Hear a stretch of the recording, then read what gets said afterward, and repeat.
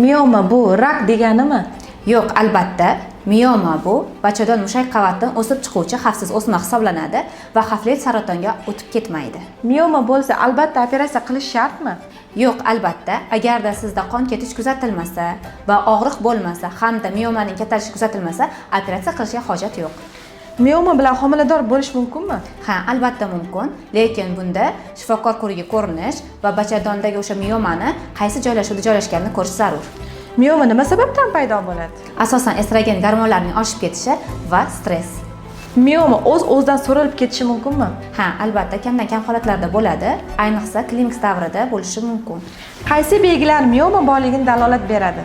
Hayzning haddan tashqari ko'p kelishi va qorin pastida simirlovchi og'riq.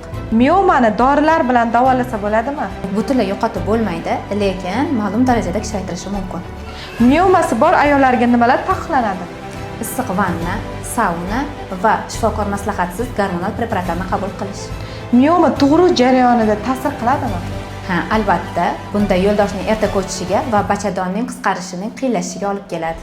Miomani oldindan qanday aniqlasa bo'ladi? Ayol kishi o'zi aslida 6 oyda bir marta ginekolog ko'rigiga borishi kerak va o'sha bachadon sohasini o'zi tekshiruv orqali tekshirib yurish kerak. Agar sizda ham mioma bo'lsa, vahima qilishga shoshilmang. Mutaxassis bilan maslahatlashing.